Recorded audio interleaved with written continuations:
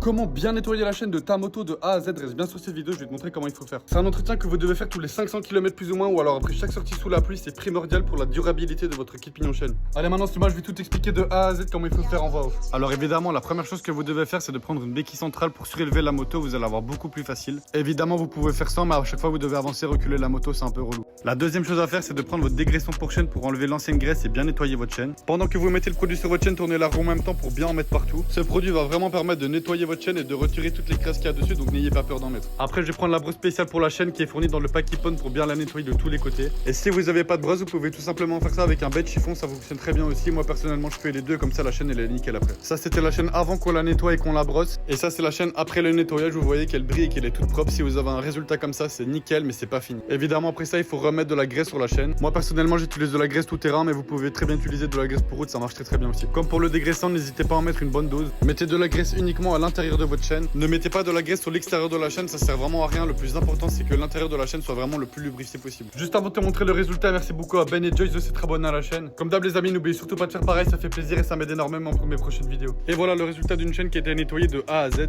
N'oubliez surtout pas d'entretenir votre chaîne les amis, c'est vraiment important pour votre sécurité et la durabilité de votre équipe pignon chaîne.